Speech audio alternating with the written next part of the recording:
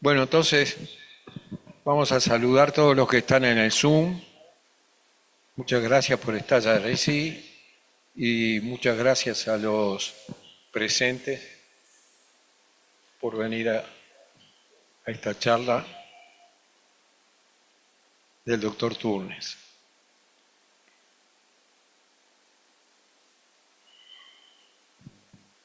Bueno, la doctora Silvia Puente, que estaba hablando recién, puso en otro chat de médicos que el doctor Turnes iba a dar esta conversación hoy acerca de la lápida de San Carlos. Y la doctora Beatriz Estable, la hija de nuestro querido Pepito Estable, el director tantos años del Hospital Maciel, escribió: Antonio es inesperado. Siempre encuentra algo interesante para hablar. Hay que felicitarlo. Así que yo te traigo las felicitaciones de Beatriz Estable.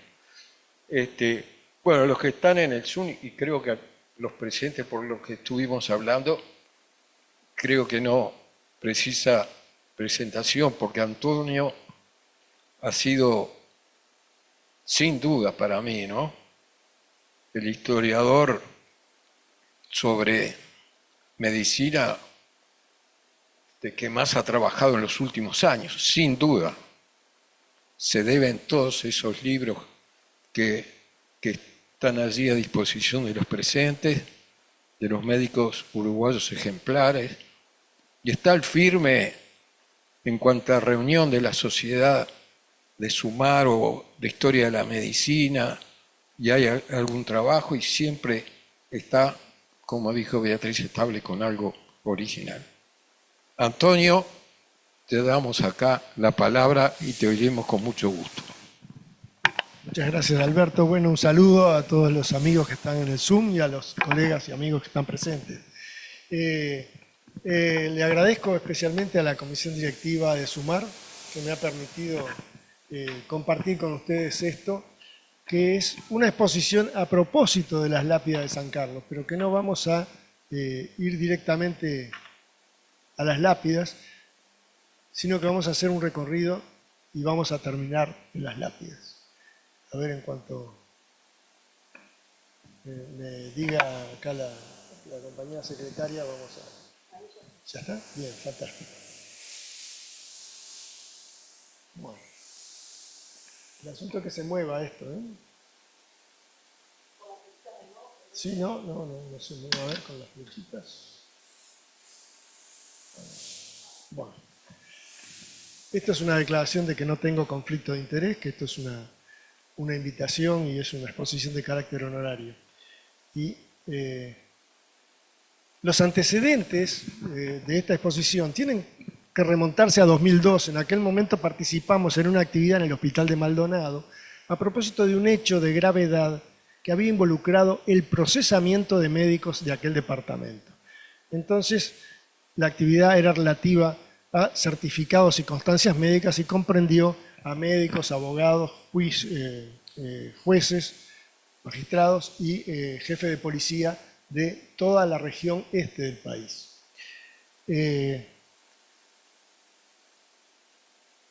Y 24 años después, esta que voy a presentar hoy es una variación a su vez de la que hice en enero en el CLAE, que fue una invitación del profesor Guido Berro para inaugurar un ciclo de verano en la Universidad CLAE, en la Facultad de Medicina. Y fue esto una digresión por la historia acerca de la muerte y sus representaciones. Guido me dijo, bueno, trae aquello que mostraste en el Hospital de Maldonado hace tantos años, y bueno, no me animé a hacer aquello que ya era una cosa de modé, como decía Purriel, ¿no?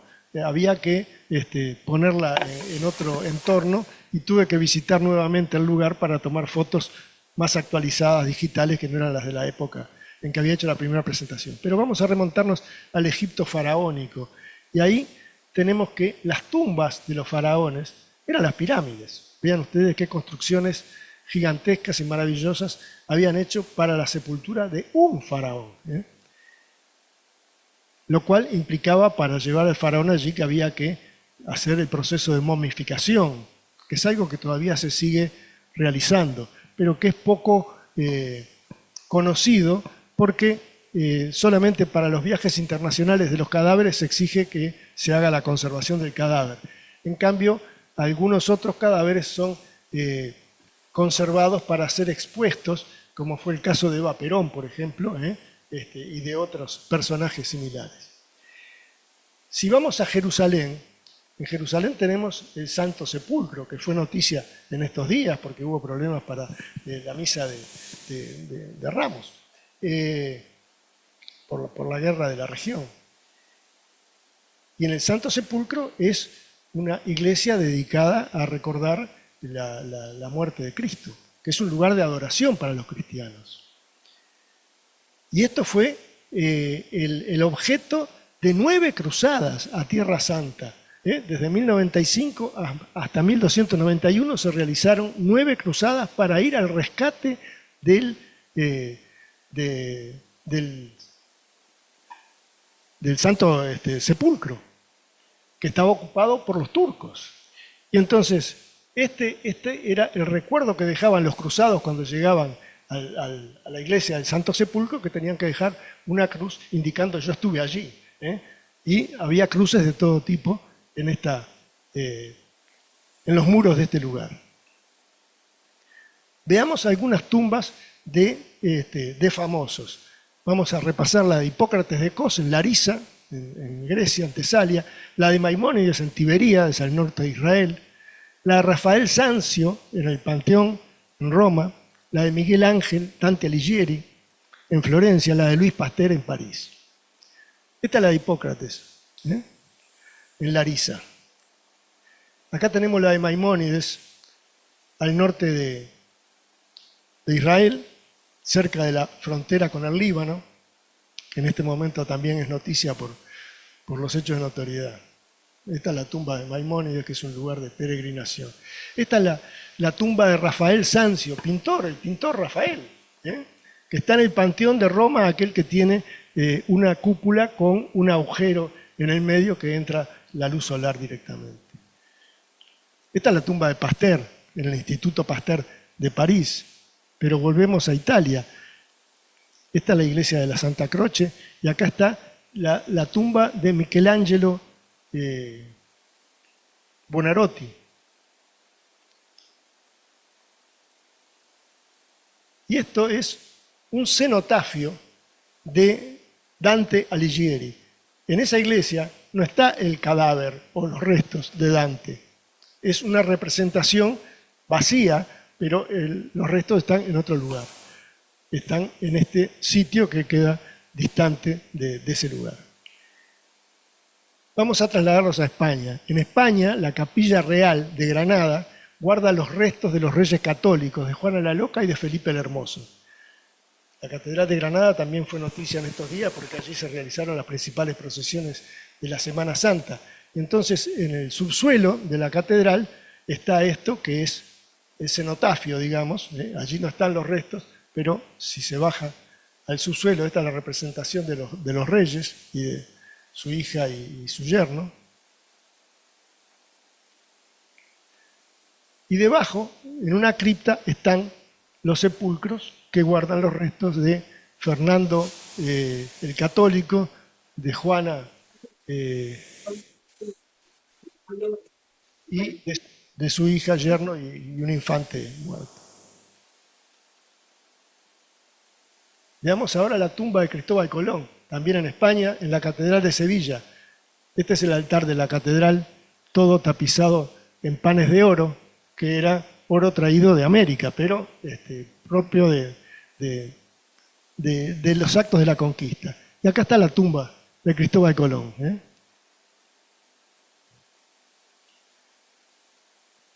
Vamos ahora a Perú.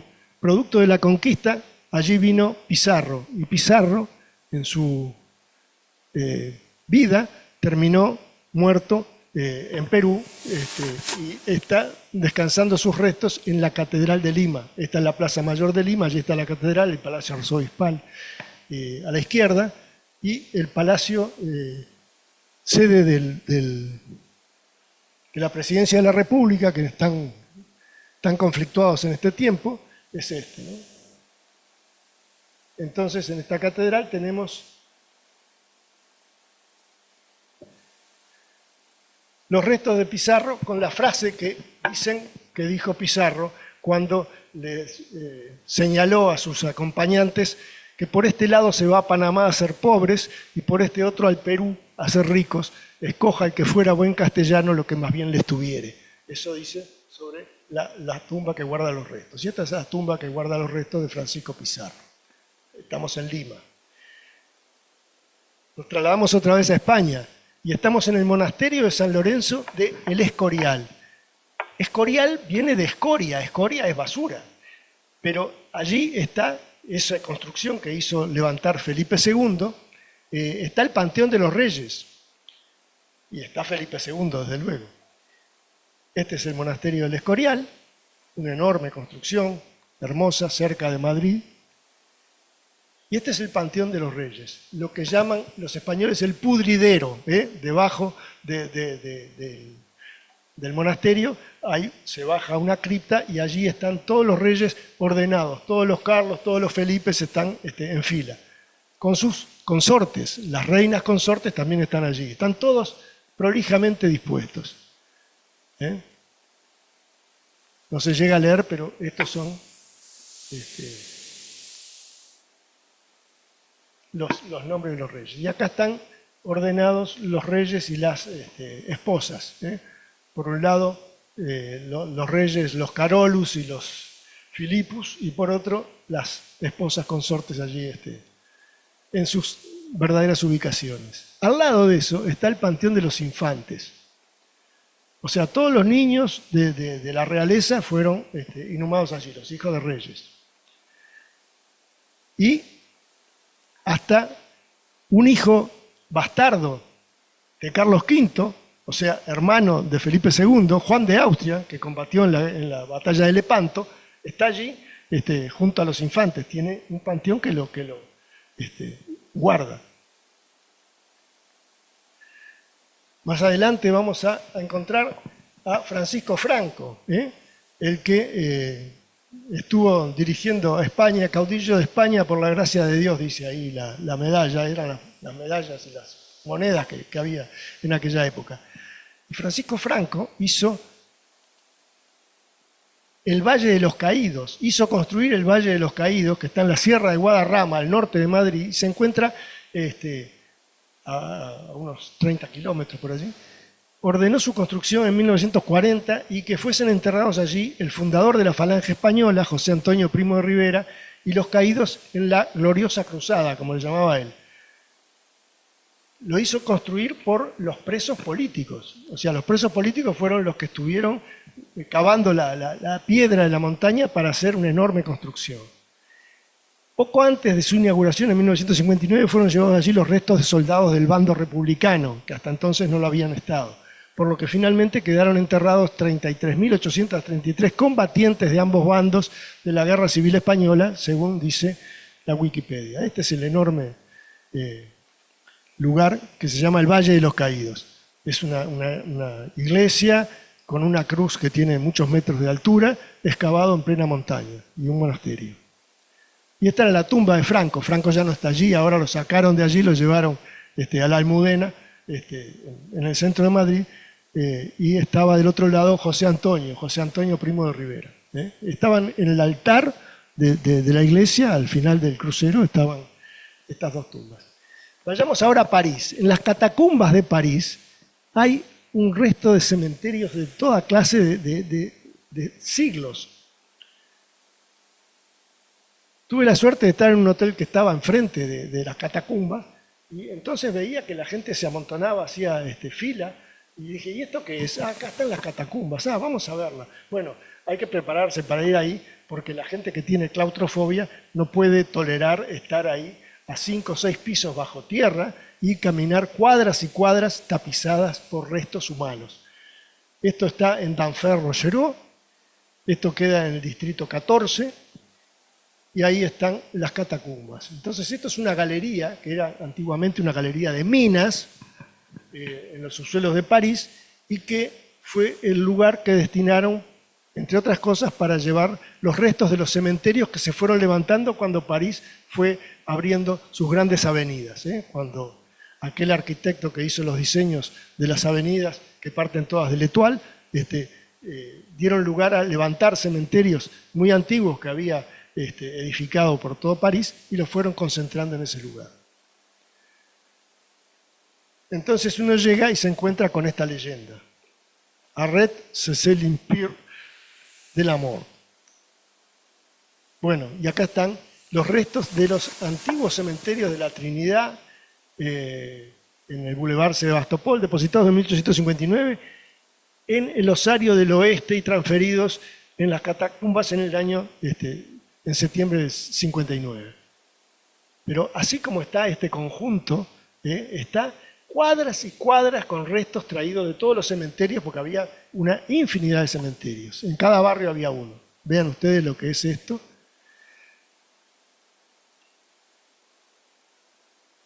Y tiene hasta una disposición artística, O sea, no utilizan todos los huesos, sino determinadas porciones, los cráneos especialmente, los fémures y las tibias, y allí tienen marcados de qué origen eran cada uno. Pero desde luego ahí se perdió toda identidad de quiénes eran los restos. O sea, son todos anónimos. Vamos ahora a Moscú. En Moscú tenemos el mausoleo del Kremlin, y ahí están los restos de Lenin. Lenin está como un objeto de visita turística, y hacen cola y venden entradas con anticipación y tal, para ver los restos de Vladimir Ilich Lenin, el autor de la Revolución Comunista de 1917.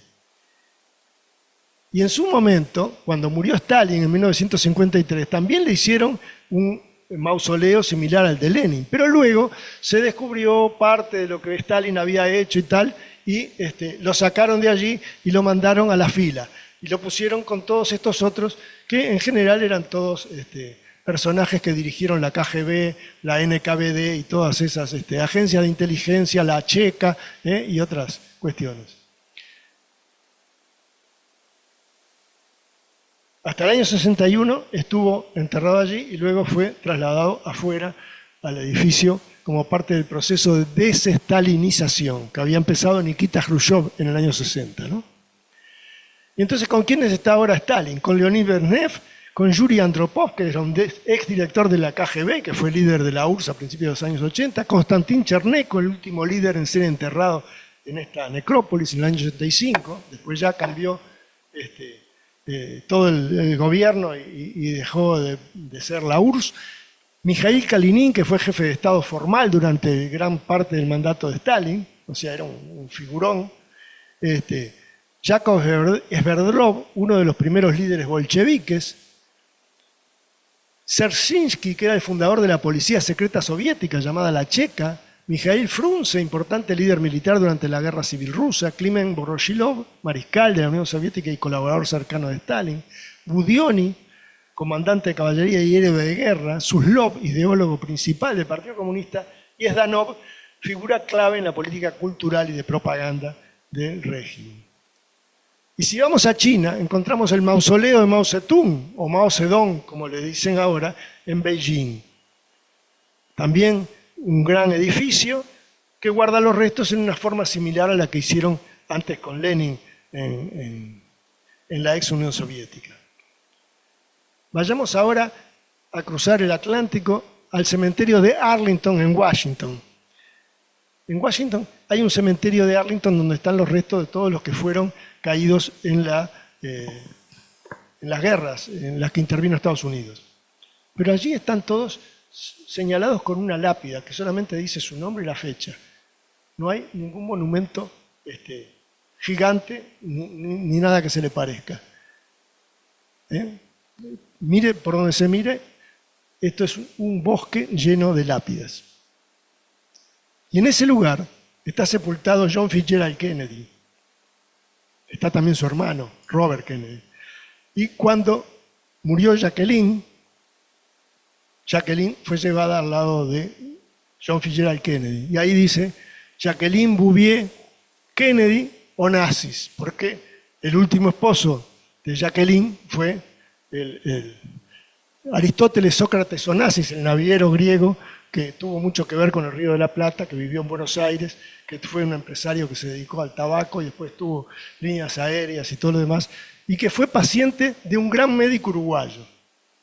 Vamos a dejarlo así, porque él nunca quiso decir que había sido, quiénes eran sus pacientes, pero un gran profesor de la Facultad de Medicina de Uruguay, que fue conocido nuestro, fue médico de Aristóteles Sócrates Onassis, y lo llamaba Onassis por teléfono al piso del Hospital de Clínicas y él lo atendía por teléfono allí. Bueno, Onassis tenía una miopatía que la trataba este hombre. Ahí está la llama votiva de Kennedy. Venimos a Montevideo. En la Catedral de Montevideo también hay enterrados restos de próceres civiles y militares. Bueno, y religiosos. El primer obispo que tuvo Uruguay, Jacinto Vera, que murió en Pan de Azúcar en 1881, está sepultado allí.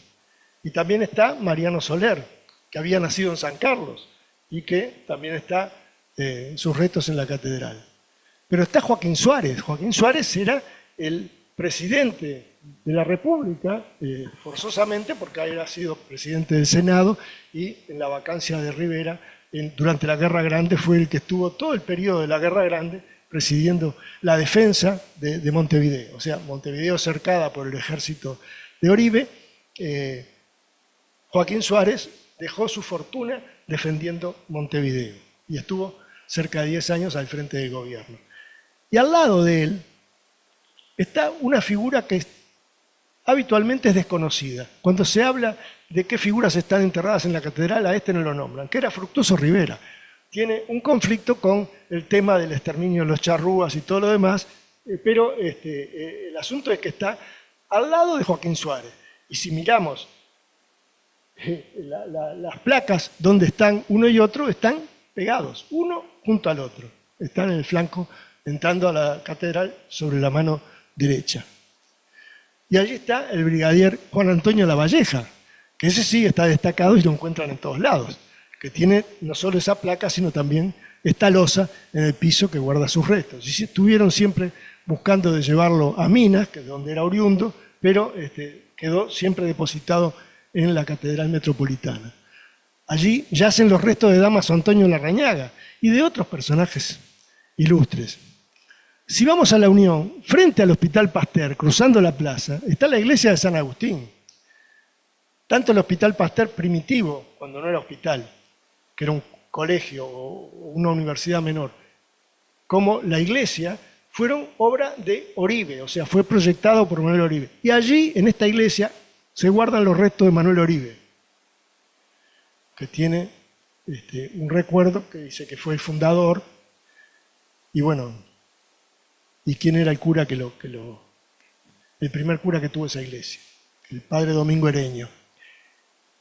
Y estos son los restos de Oribe en la iglesia de San Agustín. Vamos al cementerio central de Montevideo y nos vamos acercando a nuestro destino, que son las lápidas de San Carlos. El cementerio central fue inaugurado en 1835. Antes se enterraba en otros lugares, incluso donde está el municipio de Montevideo, hoy la intendencia, eso fue un antiguo cementerio. Pero hubo otro por la calle Andes y hubo otro al lado del Hospital Maciel. El primitivo estaba al lado del Hospital de Caridad, en parte de un predio que luego se integró al hospital por compras sucesivas. Pero el cementerio central, cuando se ingresa por la portada, se ve la rotonda.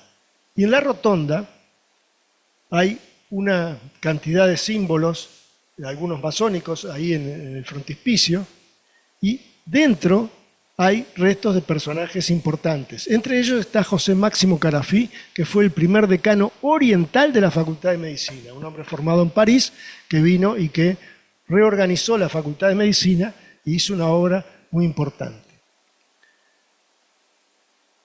Este Guido Berro, con Guido Berro y con Edgardo Ettling, que es un magistrado que se ocupa de temas de historia, estábamos detrás de ver si podíamos llegar a examinar los restos de Juan Iriarte Borda, que era un presidente de la República que fue muerto en un supuesto atentado. Digo supuesto porque nunca se comprobó que la bala que salió de ese revólver maltrecho, con el que el supuesto asesino lo había ultimado, no se pudo determinar que haya sido la causa de su muerte, porque no le permitió a la familia hacer autopsia.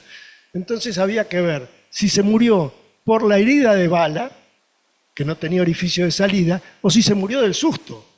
Porque cuando venía del Te Deum, era un 25 de agosto de 1897, y se iba hacia la Casa de Gobierno, sintió el pistoletazo ese y le dijo al arzobispo, al obispo que tenía al lado, estoy muerto. Digo, enseguida lo llevaron al cabildo y bueno, ahí se murió en poco rato. Pero no se pudo determinar si era muerto por la herida de bala o si murió por la impresión que le provocó el atentado. Entonces fuimos a ver el lugar donde descansan sus restos, que es el Panteón Nacional. Y en el Panteón Nacional, ustedes seguramente en alguna ocasión tendrán oportunidad de verlo, pero descansan los restos de una cantidad de figuras que son históricamente importantes. Aquí está la tumba de Florencio Sánchez. Estos son los restos de Florencio Sánchez dedicados por la Sociedad Dante Alighieri. Vean ustedes qué urna que contiene los restos. Juan Zorrilla de San Martín también se ubica allí. Acuña de Figueroa. Juan Iriarte Borda, este era el personaje que buscábamos nosotros, que finalmente no se pudo lograr de hacerle una extracción de los restos, ni siquiera una radiografía, nada, no se pudo hacer nada de eso. Pero bueno, en las gestiones previas fue que pudimos acceder a visitar el Panteón Nacional. Acá están los restos de un poeta, Julio Herrera y Reisig, el de la Torre de los Panoramas, ¿no? Y está... Sí, tal cual. Sí, así. Hay varios que están así. Están los restos de Francisco Soca. Y Francisco Soca le tuvieron que poner esta plaquita de acrílico chiquita, porque Francisco Soca había mentido toda su vida la edad. Para casarse con una mujer, que era la hermana de Blanco Acevedo, mintió, se sacó una cantidad de años de encima, porque no podía decir, no quedaba bien, que era un hombre tan mayor que la consorte. Entonces, después de mucho trajinar, rectificaron la fecha y le pusieron una chapita ahí como diciendo, no es la que dice allá arriba, sino es esta la verdadera. Bueno. Acá están los restos de Américo Ricaldoni. Vean ustedes, dos médicos notables en el Panteón Nacional. Pedro Figari, hombres de letras y de las artes. La única mujer es Delmira Agustini. Delmira Agustini y los restos yacen ahí. Y tenemos a Juan Manuel Blanes, el pintor de la patria. También lo tenemos allí. Y hasta los restos del cacique Baimaca Perú están ubicados en ese lugar. Era de los últimos charrúas que fueron llevados a París y que se reintegraron los restos hace cerca de 20 años. En esa tarea también estuvo Guido Berro metido. O sea, Guido Berro era un personaje que cuando lo convocaban en el cementerio central era conocidísimo y todas las puertas se le abrían. Tenemos el mausoleo de Artigas. En la Plaza Independencia, debajo del monumento, en la época de la dictadura, se hizo el mausoleo y se trajeron los restos que antes estuvieron en el Panteón Nacional y muchos años antes en un depósito de la aduana abandonados allí durante cerca de 10 años. Pero en la Plaza Independencia, entonces, debajo del monumento, yacen los restos de Artigas con la Guardia de los Blandengues, ahí en esa urna de madera, tal como vino de Paraguay.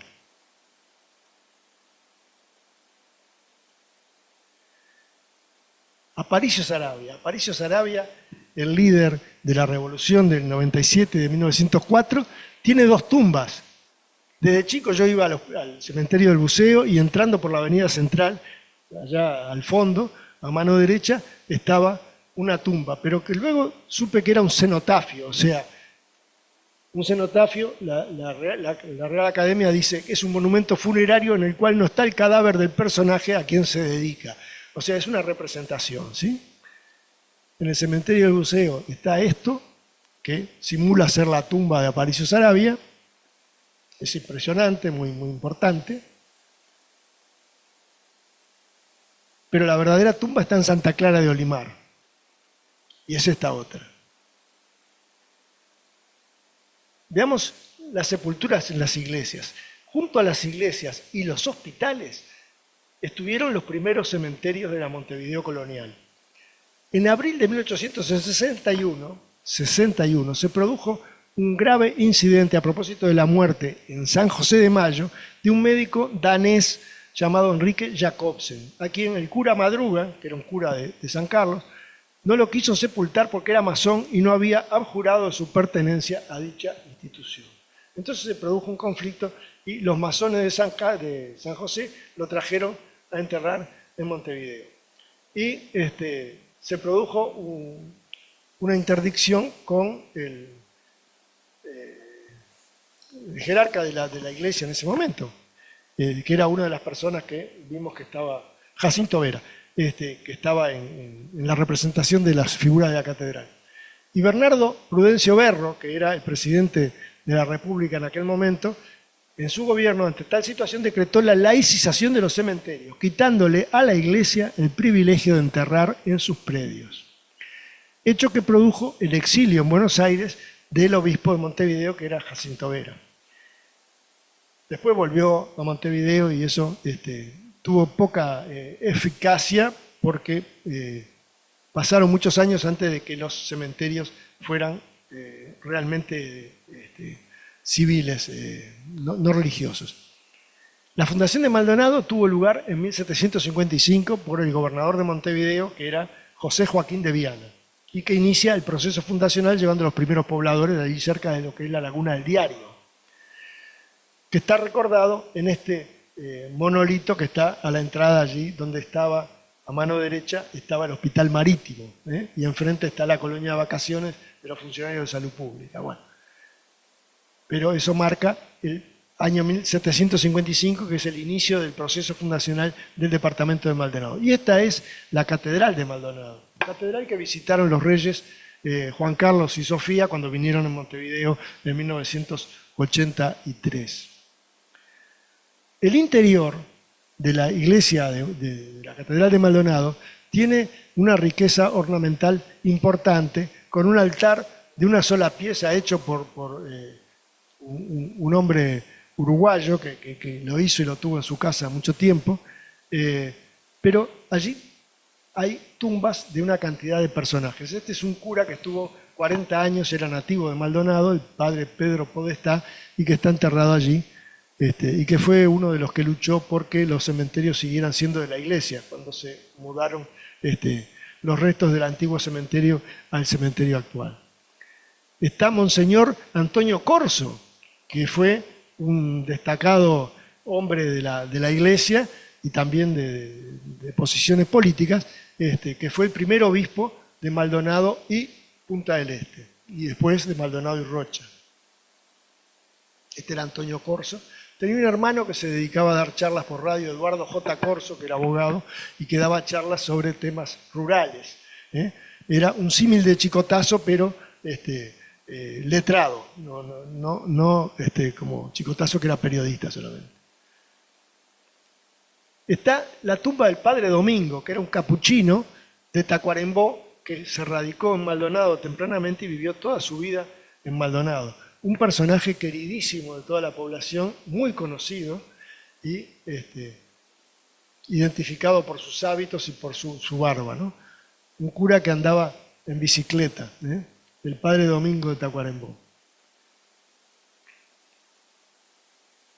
Y en 1766 Pedro de Ceballos funda la ciudad de San Carlos, o sea, San Carlos nace después que Maldonado.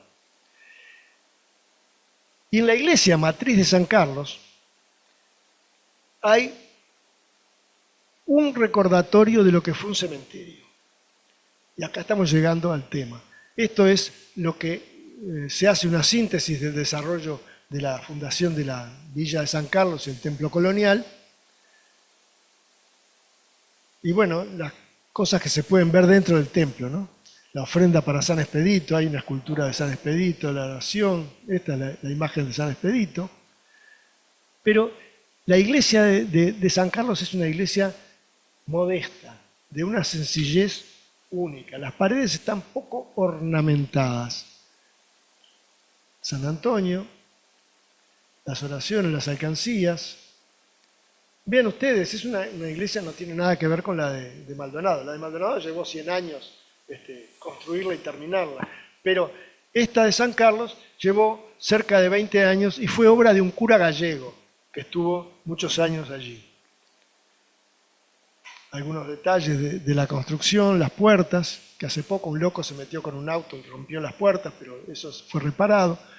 Este es el pavimento. Bueno, viendo la iglesia de frente, por la derecha se puede entrar al fondo y en el fondo hay lo que es la representación de un cementerio. Esta era la representación o el recordatorio de Manuel de Amenedo y Montenegro, que era un cura gallego que levantó la iglesia de San Carlos Borromeo y que fue un cura patriota, porque además acompañó a Artigas en la Revolución. El cura Amenedo llamaba Manuel de Amenedo Montenegro Prego Seixas y Ron y nació en Cullergondo, patriota cura de San Carlos, que vivió allí en San Carlos entre 1781 y el año de su muerte. Murió por 1820 y casi 30. Y fue el primer cura de Rocha también.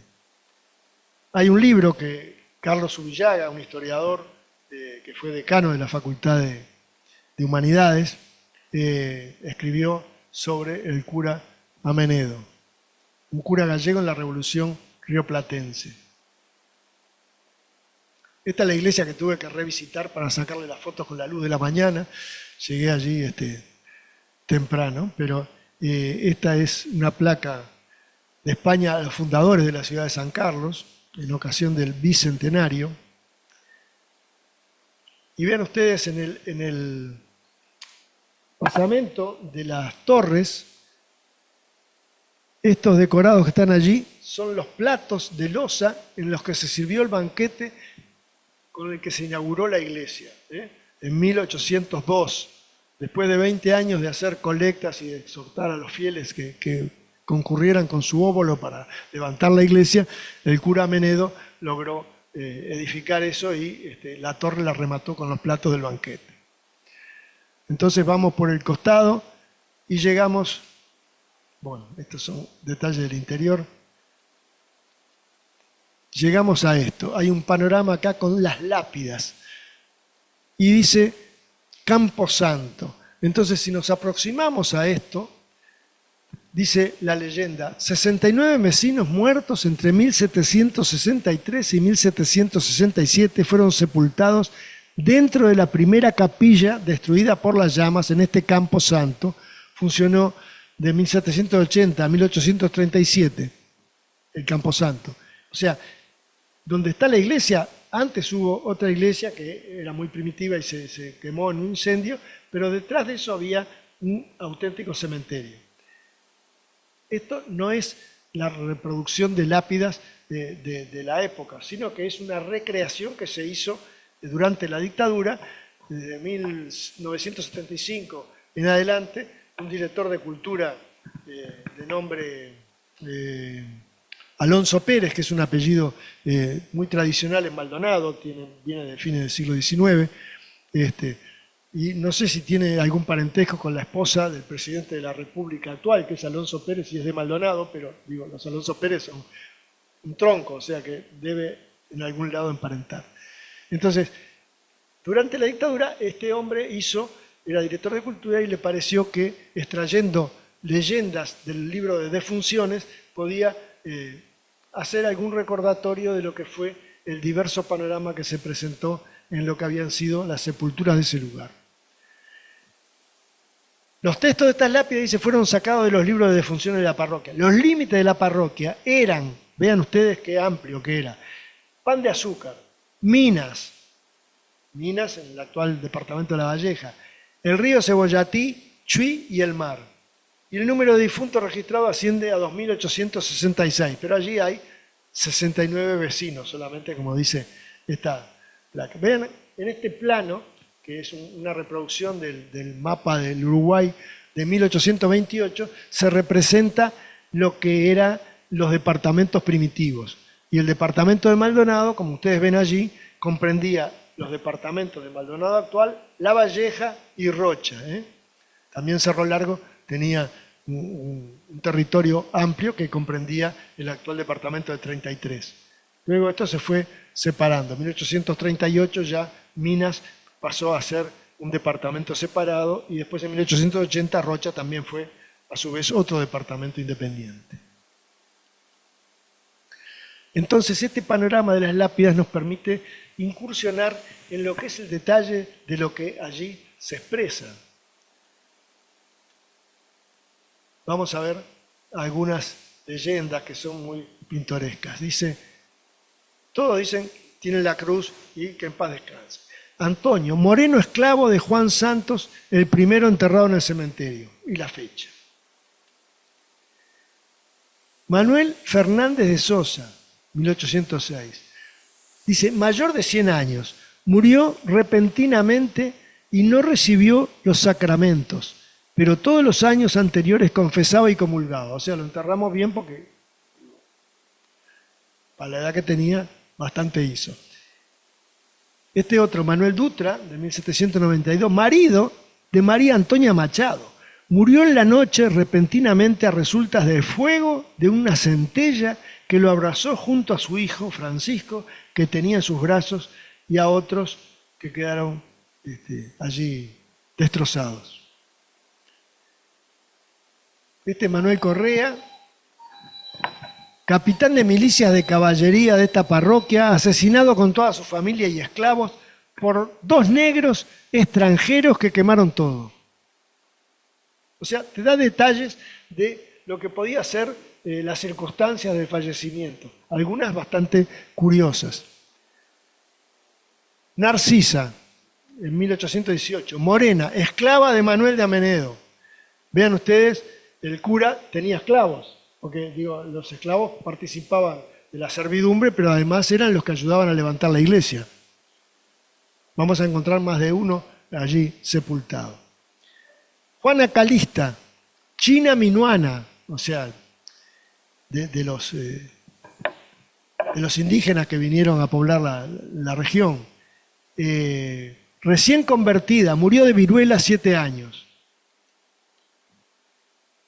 Manuel Gasco, comandante de esta villa. Los Gascos todavía se perpetúan hasta hoy. Yo tuve un amigo, Rubén Gasco del Puerto, que fue administrador de la Asistencial Médica de Maldonado, y su hija es médica y vive en San Carlos, son todos de San Carlos. Esto se trata de un parvulillo, un párvulo. Nació y murió siendo bautizado por la comadre Andrea de Acosta, y lo hizo bien, hijo de Ana Morena, soltera. O sea, te dan todos los detalles. O sea, lo trajo al mundo una partera que lo bautizó ella misma y estuvo bien, y que la madre era una negra o morena soltera. Manuel de Sosa, moreno libre. Ya estaba en otra etapa, también en 1810. Juan Gregorio Agüero, huérfano de 10 años, de 1800, natural de la Sierra de Córdoba. Era pobre y lo educaba Fray José Gloria, que era un cura que trabajaba allí en la parroquia. Andrés López, 1811, muerto por una partida de patriotas a principios de octubre. Acá ya estamos en plena revolución artiguista. María, morena esclava del coronel Leonardo Olivera. Vean ustedes, coronel Leonardo Olivera, un personaje de toda la región también tenía sus esclavos. La esclavitud era parte de la vida de la gente en la colonia. Agustín Abreu. Este hombre es el que lleva su nombre en la calle Agustín Abreu que desemboca en 8 de octubre, donde está el sanatorio del Casmu, y enfrente está el Instituto de Oncología, antiguamente Instituto de Radiología. Bueno, Agustín Abreu era el comandante de las fuerzas leales a la realeza, que murió a raíz de las heridas que recibió en el combate contra los ingleses en la loma de esta villa. Es durante las invasiones inglesas que se produjo el combate y la muerte de Agustín Abreu. Manuel Florencio Pereira, militar brasilero, pobre, se le hizo entierro gratis. El detalle de si se le hizo gratis o no también tiene su que ver porque muestra un poco lo que era la solidaridad de la iglesia, que dejaba enterrar en su predio a personas que no tenían recursos para pagar sus exequias. Manuel Fernández de Sosa, del año 1806, mayor de 100 años, bueno, me parece que ya lo vimos. Antonio Pires, poblador. Algunos son muy sencillos. Domingo García, soltero y natural de Río Grande, murió asesinado. Y ahí tenemos atrás, a la derecha, Juan Rodríguez Bá, de 1798, hermano mayor de la Hermandad del Santísimo. Este fue para adentro y cerca del altar, porque digo, era de la cofradía. Januario, no sabemos más nada, desertor portugués. Este vino por contra. Isabel, de padres desconocidos, fue echada en la puerta de Francisco Pereira. Pagó el entierro Francisco de los Santos por su padre oculto. ¿Hasta qué detalle nos da la inscripción? Domingo Pereira Telles, 1784, presbítero, natural de Angra, en la isla del Pico, de 85 años. Hizo testamento, sepultado en el primer lance, junto a la peana del altar mayor. A este hombre lo distinguieron llevándolo bien al frente, ¿no?, de la iglesia. Cayetano Silveira, falleció de 100 años más que menos. Marido de Elena Viera.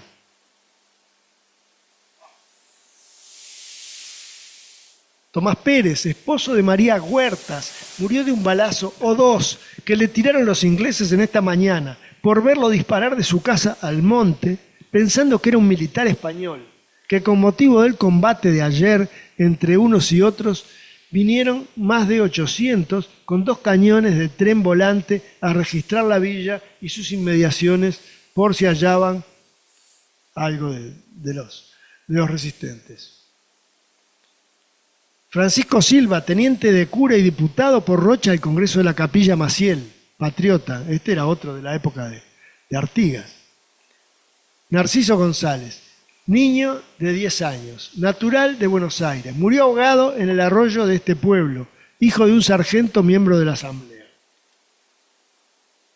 Carlos Nieto, falleció de 90 y más años, más vale no precisar. Militar, cuya carrera comenzó en Italia. Hizo el tabernáculo de la iglesia y la imagen de San Carlos Borromeo, que es el patrono de la iglesia. La iglesia de San Carlos es por San Carlos Borromeo.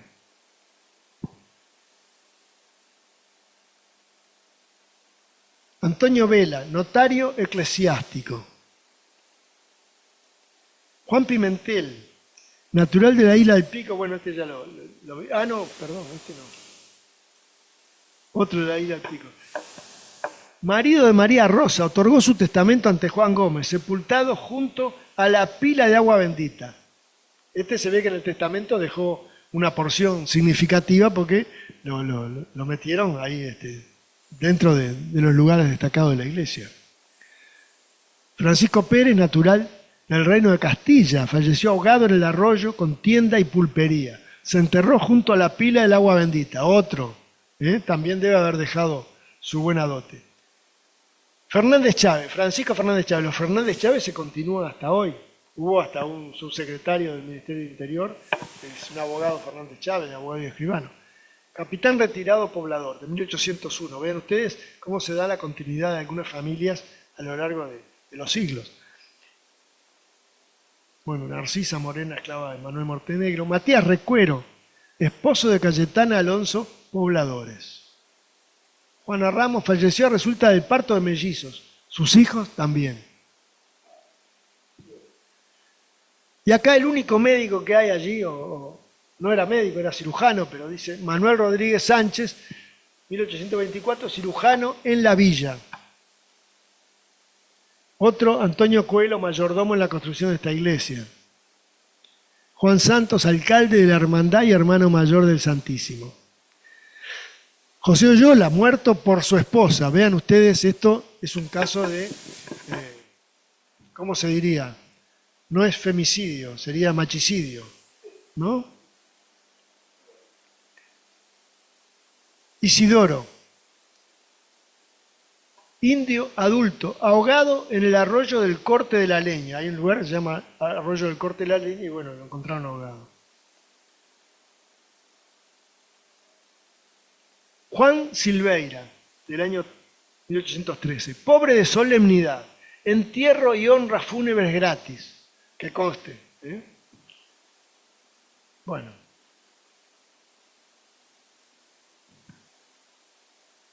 Andrés López, muerto en la partida Patriotas a principios de octubre. Y bueno, este es el panorama de esas lápidas, que no entramos a verlos todos porque es un detalle bastante cargoso. Antonio Besot, un francés, murió en el combate con los ingleses, fue baleado, escrito así, y su cuerpo todo tajeado. O sea, no se sabe bien de qué murió, pero tenía heridas de toda clase. Este es pintoresco. Difunto en la playa, no saben el nombre. Desconocido, del año 98. Cadáver seco, sería español por el pelo en el cogote. Apareció en las costas de José Ignacio. Son como certificados de defunción estas lápidas, ¿no?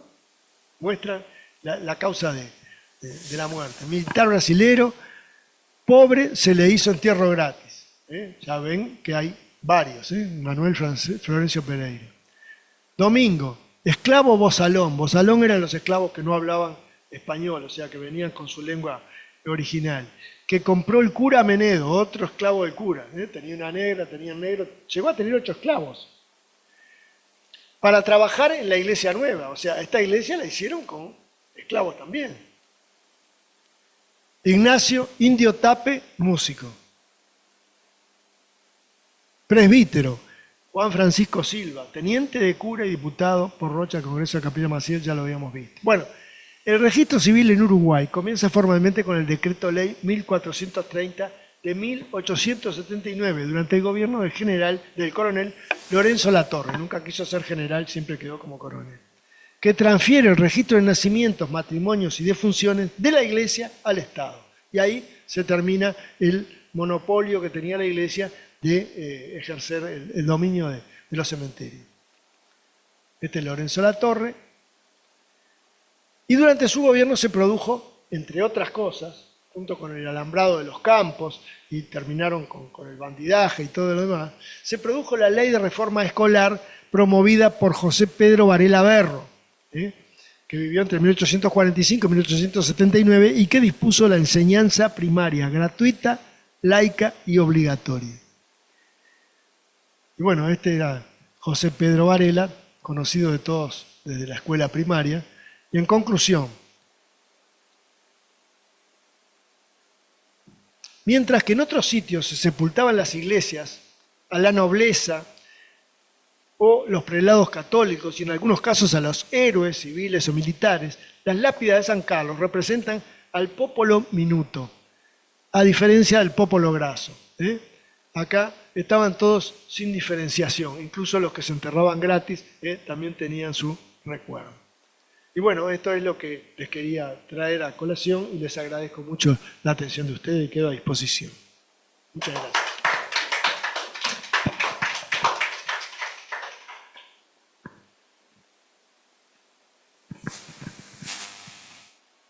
Bueno, muchas gracias, Antonio. Bueno, muchas gracias al doctor Turnes por haber hecho un paseo por todos los lugares históricos del mundo. Y yo cuando avanzaba en la conferencia decía, se está olvidando de Lenin. hasta que llegó Lenin. Así que yo voy a hacer solo dos observaciones para lo de Lenin. Yo estuve en el mausoleo de Lenin por el 67, 68, hicimos un grupo de viaje de medicina. No era un grupo político, así que llegamos ahí y aquello era, no queríamos de pronto hablar por si nos escuchaban, era una cosa, pero pasamos muy bien, ¿eh? Y nos llevaron al mausoleo de Lenin, que todo el mundo quería conocer. Eran colas, enormes colas, de a 10 personas, fíjate, cuadras, con coronas, porque venían de todos los lugares de Rusia.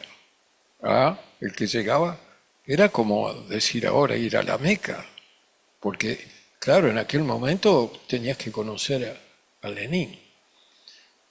Yo lo que me acuerdo no es mucho como lo que tú mostraste, sino que entrabas y la luz era una luz verdosa, color verde muy clarito, muy apagado, y él allí, viste que se dijo que lo mantenían cada tanto, se cerraba el mausoleo para seguir manteniendo a Lenin tal cual había muerto, ¿no? Era una cosa increíble.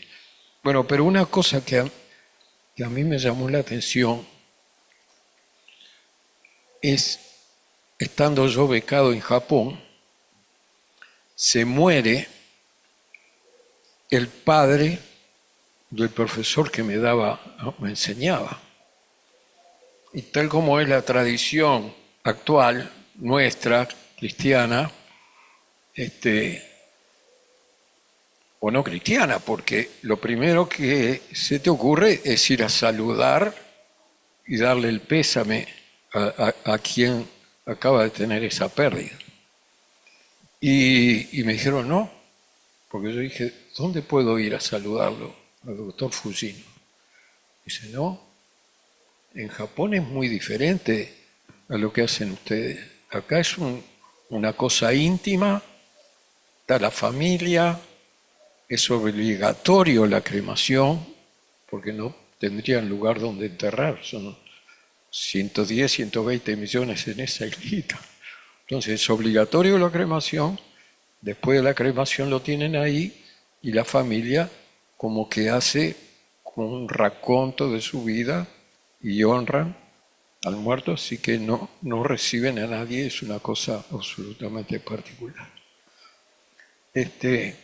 Bueno, de los presentes, ¿a alguno le gustaría? A ver, que me gustaría que hablaras, porque yo tendría algo para decir del Valle de los Caídos, pero a ver qué te acuerdas tú del Valle de los Caídos. Vamos a esperar. El doctor Guisantes, que tenemos el gusto de tener acá presente, vive en España y nos está visitando con gran actividad social, porque en el día de ayer estuvo en el Ateneo de Montevideo y hoy vino acá. Así que, Guisantes, te agradecemos mucho que estés acá presente. No hables porque si no, no te oyen. Bueno, en primer lugar, felicitar a Antonio Turner porque nos deja siempre asombrados. Es raro que uno diga, esto yo ya lo vi, ya lo escuché. No, Antonio siempre tiene cosas nuevas, ¿no? Y realmente es muy interesante. Y después vas a ver tu pregunta. Y del cementerio de San Carlos es fabuloso la lápida, ¿no? A mí me llamaba la atención que era pobre, pero lo enterraron igual. Eso llamaba la atención mucho. Y después, en cuanto a mausoleos prestados ahí, lo que yo recuerdo más importante, bueno, más grandioso, digamos, es el Escorial. Realmente la tumba de los reyes, que tiene un nombre horroroso, popular, que lo llaman el pudridero, ¿no? Donde se pudrían los reyes. La cosa que es espantosa. Pero es realmente impresionante aquello, ¿no? Decenas de reyes y de sus esposas y de los infantes y demás. Es una cosa que yo no he conocido otra cosa similar. No recuerdo bien cuál era tu pregunta, me fui un poco por las ramas. El Valle de los Caídos lo conocí, pero no entré. Es impresionante y grande. No sé, se ve a kilómetros, a muchos kilómetros se ve la iglesia, la cruz, y muy grande la entrada. No llegué a entrar en el templo, veníamos yo de una ciudad cercana que ha habido con mi hijo a buscar unas cosas, y pasamos, nos paramos, lo vimos, pero no entramos. Realmente es una cosa, un monumento. Yo pienso que no hay que tocarlo, porque hay 33.000 muertos allí, y esto es ahora de desenterrarlos y llevarlos a sus lugares, es imposible saberlo, además de aquello. Mejor que los muertos descansen en paz. Sacaron el cadáver de Franco en un helicóptero que se vio en la televisión, y el de Primo de Rivera, que están en la Almudena, la Catedral de Madrid. Pero no lo conozco, pero realmente impresiona, Vale la pena ir, se crea o no se crea en Dios, aquello es como visitar también las pirámides, hay que ir a verlas, aunque uno no sea de aquella religión, digamos.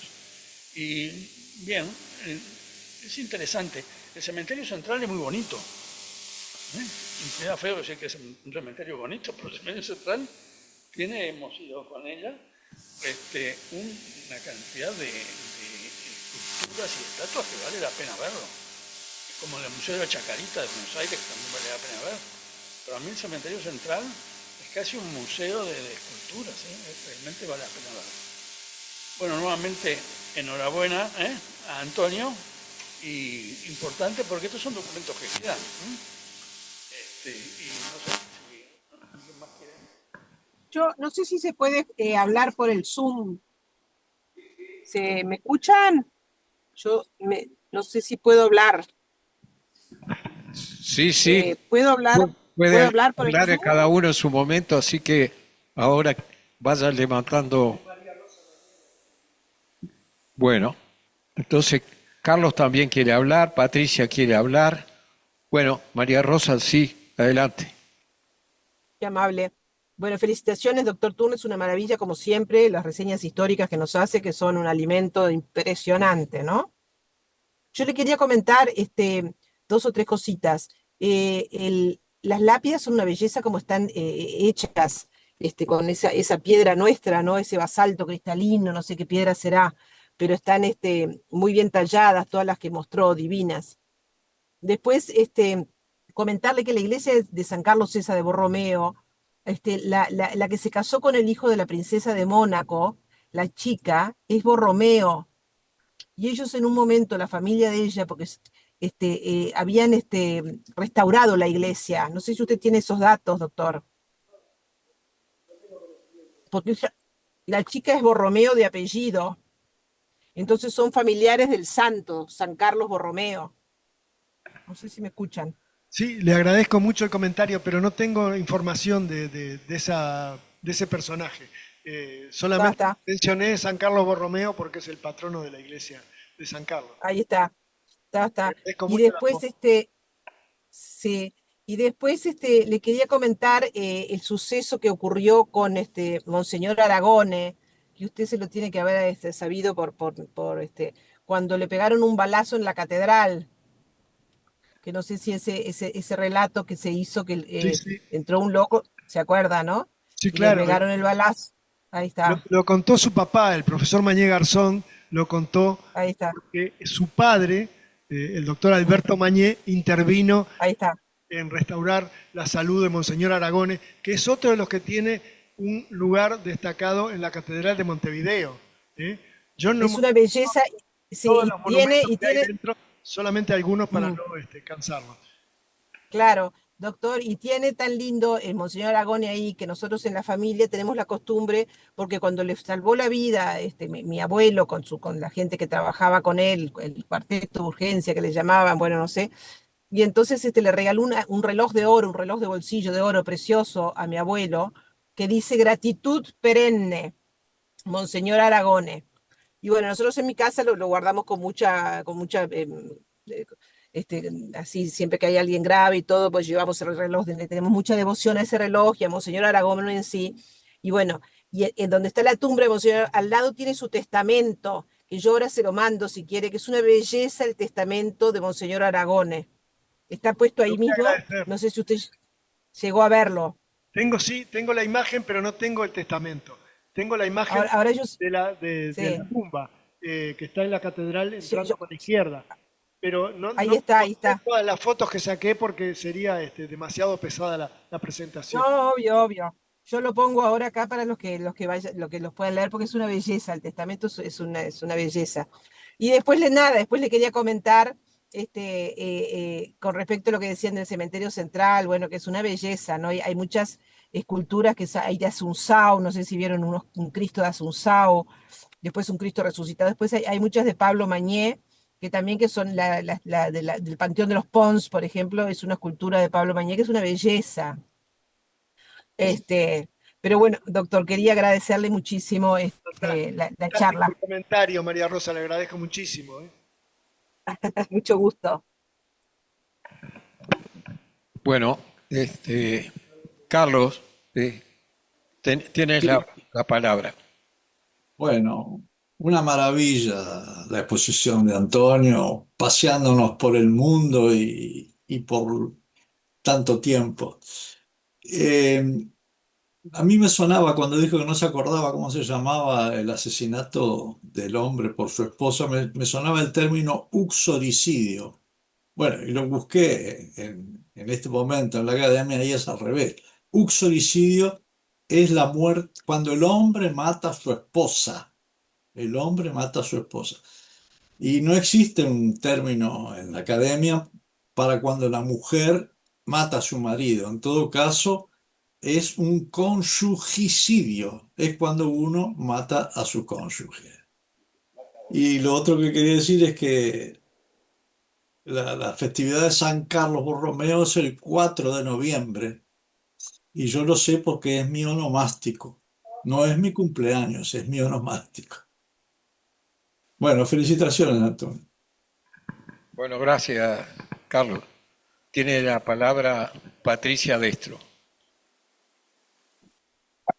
Bueno, felicitar como siempre a Antonio, es un placer, porque además toca temas que uno a priori como que no se los imagina, no son de los temas que uno dice, bueno, voy a leer de algo y lees de eso, pero después de las charlas de él, uno va a leer eso. Entonces, es un enriquecimiento doble, en principio por la charla de él y después por lo que genera en uno. A mí el tema de los cementerios y eso me encanta realmente, cada vez que viajo trato de ir a lugares próximamente que voy a ir a Italia, voy a ir a alguna de las tumbas que él nombró, de Miguel Ángel, de Rafael. Ya tengo entradas, es más, para el Panteón en Roma, para la tumba de Miguel Ángel en Florencia. Y hay algunos que son tremendos, porque además me parece que lo importante es que se mantiene viva la memoria de la persona a través de esos lugares, ¿no? Este, y hay muchas anécdotas y muchos lugares divinos. Por ejemplo, en el Panteón de París, que además de estar Voltaire, Rousseau, Víctor Hugo, está Madame Curie, y está Madame Curie con una tumba especial forrada con todo un forro como de plomo para evitar la irradiación de las personas que puedan ir a visitarlas y que se mantienen por no sé cuántos años y años y años y años aún, ¿no?